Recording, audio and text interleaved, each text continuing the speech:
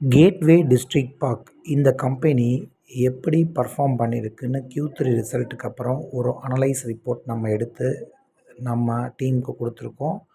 So இது full version கிடையாது. ஒரு பார்ட் ஆஃப் வெர்ஷன் தான். ஃபுல் வெர்ஷன் நம்மளுடைய பயிற்சி அண்ட் ட்ரைனிங் கிளாஸஸில் இண்டிவிஜுவலாக 1-to-1 presentation R Zoom presentation நம்ம கொடுத்துட்ருக்கோம். ஸோ இது ஒரு எஜுகேஷன் பர்பஸ்க்காக தான் இந்த வீடியோ வெளியிடுது. இந்த வீடியோவை நீங்கள் பார்க்க இல்லாமல் உங்கள் ஃப்ரெண்ட்ஸ் அண்ட் ஃபேமிலிக்கு ஷேர் பண்ணுங்கள். இந்த நிறுவனத்தோட எம்டி பிரேம் கிஷான் தாஸ் குப்தா மற்றும் குப்தா ஃபேமிலி இந்த நிறுவனத்தை வெற்றிகரமாக நடத்திக்கிட்டு வராங்க. இந்த கம்பெனியில் 32% இந்த ஃபேமிலி குரூப்புக்கும், மீதி இருக்கக்கூடிய 40% டிஏஐஸ் அப்படிங்கிறவங்களும், எஃப்ஐஐ ஃபாரின் இன்ஸ்டிடியூஷனல் இன்வெஸ்டர் 10% பங்குகளையும் வச்சுருக்காங்க. இந்தியன் டொமஸ்டிக் இன்ஸ்டிடியூஷனல் இன்வெஸ்டருடைய லிஸ்ட்டு இங்கே வியூவில் கொடுத்துருக்கேன் பாருங்கள்.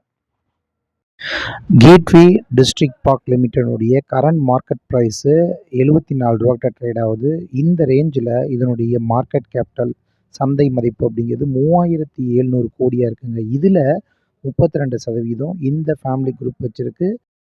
நண்பர்களே, கடந்த 3 ஆண்டில் 2022 இவங்களுடைய சேல்ஸு 1374 கோடி, லாபம் 224 கோடி. இவங்களுடைய நெட் ப்ராஃபிட் மார்ஜின் 16%க்கு மேலே இருக்குது. 2023 1421 கோடி சேல்ஸும், இவங்களுடைய லாபம் 242 கோடியுமா இருக்குது. ஸோ நெட் ப்ராஃபிட் மார்ஜின் 17 ரூபாய்க்கு மேலே இருக்குது. 100க்கு 17 ரூபாய் இருக்குது. 2024 1536 கோடி சேல்ஸு, லாபம் 258 கோடியாக இருக்குது.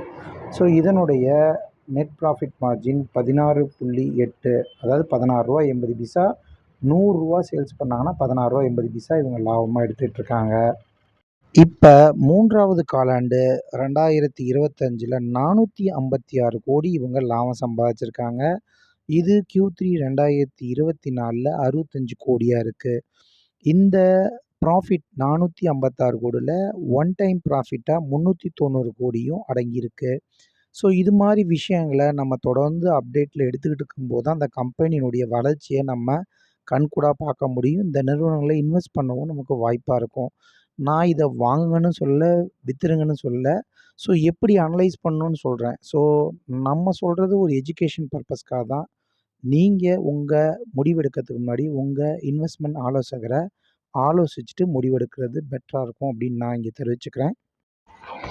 இந்த நிறுவனத்தோட சர்வீஸ் நீங்கள் கண்டிப்பாக தெரிஞ்சுக்கணும். கண்டெய்னர் ஃபெரை ஸ்டேஷன், அதாவது கண்டெய்னரில் கிடங்குகள் அதை சேமித்து வைக்கக்கூடிய இடத்தை இவங்க ப்ரொவைட் பண்ணுறாங்க. அது இல்லாமல் road transport, railway linked container கிடங்குகளையும் இவங்க மெயின்டைன் பண்ணுறாங்க. ஆல் ஓவர் இந்தியாவில் பல இடங்களில் வச்சுருக்காங்க. கிட்டத்தட்ட 11 இடங்களில் இருக்குது.